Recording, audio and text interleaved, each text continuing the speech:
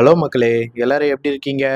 இன்னைக்கு உங்களுக்கு ஒரு நல்ல கதை சொல்ல வந்திருக்கேன். எல்லாருக்கும் அந்த கதை பிடிக்கும்னு நம்புறேன். சரி, கதை சொல்றதுக்கு முன்னாடி சப்ஸ்கிரைப் பண்ணலைன்னா சப்ஸ்கிரைப் பண்ணிக்கோங்க. அப்படியே பெல் பட்டனை ப்ரெஸ் பண்ணிக்கோங்க. இந்த மாதிரி வீடியோஸ் உங்களுக்கு கண்டினியூஸா வரும். சரி, நம்ம வீடியோக்குள்ள போலாமா? ஒரு காலத்துல ஒரு மளிகை கடையில நிறைய எலி வாழ்ந்துட்டு வந்துச்சாம். அந்த கடையில இருக்க எல்லா பொருளையும் சாப்பிட்டு அரட்டை அடிச்சிட்டு இருந்துச்சாம். இது மாதிரி ரொம்ப நாள் நடந்துட்டு வந்ததா. ஒரு நாள் எலி எல்லாம் கடையில இருக்க பொருளை எல்லாத்தையும் சாப்பிட்டுட்டு இருக்கும் போது அந்த கடையோட ஓனர் உள்ள வந்தாராம். அப்ப அந்த எலி எல்லாம் ஓடிருச்சாம். அப்ப அந்த கடையோட ஓனர் என்ன பண்றதுன்னு தெரியாம நின்னுட்டு இருந்தாராம். அப்ப அவருக்கு ஒரு ஐடியா வந்திருக்கு. அந்த கடை ஓனர் ஒரு பூனைய வாங்கிட்டு அவர் கடையிலேயே வச்சு வளர்த்தாராம். அப்ப அவங்க இருந்த எலிங்க எல்லாம் அந்த பூனைய பார்த்து பயந்துச்சாம். ஒரு நாள் அந்த பூனை ஒரு எலியை அடிச்சு சாப்பிட்டுட்டு இருந்துச்சாம். அப்ப எல்லா எலிங்களும் கூட்டம் போட்டு பேசிட்டு இருந்துச்சாம். அந்த பூனை நம்ம எல்லாரையும் கொன்னுரும், நம்ம அந்த பூனை கிட்ட இருந்து எப்படி தப்பிக்கிறதுன்னு தெரியாம இருந்துச்சாம்.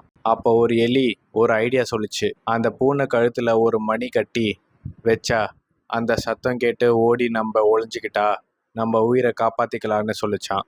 அதுக்கு இன்னொரு எலி சொல்லுச்சு, யோசனை நல்ல யோசனை, ஆனா பூனை கழுத்துல யார் மணி கட்டுறதுன்னு இந்த எலி சொன்ன அப்புறம் மீதி எலிங்க எல்லாம் யோசிக்க ஆரம்பிச்சிருச்சு.